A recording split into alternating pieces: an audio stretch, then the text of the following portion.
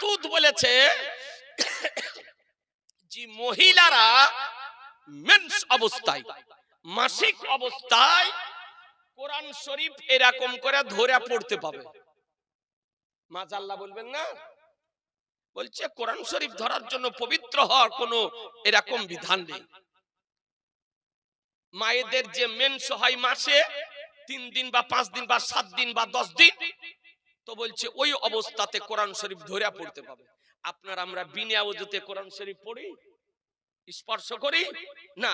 আর এই আব্দুর রাজ্জাক বিন ইউসুফ খবিস বলেছে আপনার, অথচ কোরআন বলতেছে লা ইয়ামাসসুহু ইল্লাল মুতাহহারুন, পবিত্রতা ছাড়া কোরআন স্পর্শ করো না। কত বড় গলত কথা বলেছে।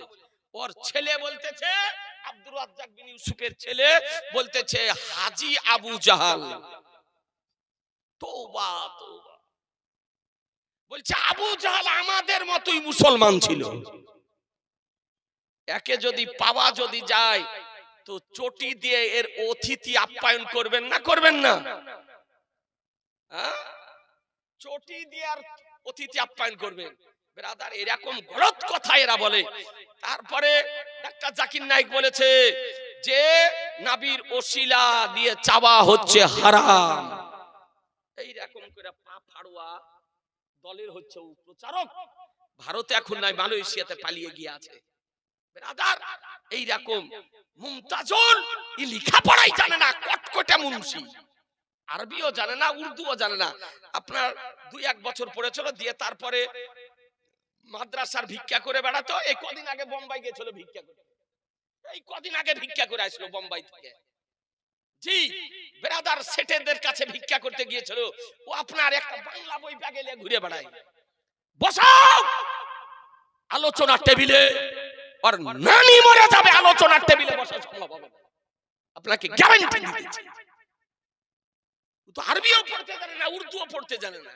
সুন্নিদেরকে গালি দেয়, তাই ভাইরাল হয়ে গিয়েছে। আর ওই জন্য ওয়াহাবিরা নিয়ে আসে। আর এই বর্ধমানের ডাবচর, ওর জন্মসূত্রে দাড়ি বেরায়নি, ওর দেহে ভিটামিনের অভাব আছে। জি গুজরাটে গিয়ে মাছ চুরি করে খেয়েছে, বর্ধমানে ডাব চুরি করে খেয়েছে, মেয়ে ছেলের কাপড়ে আগুন লাগিয়ে দিয়েছে, রস চুরি করে গাছের রস চুরি করে খেয়েছে, আর এখন মানুষের ঈমান চুরি করতেছে।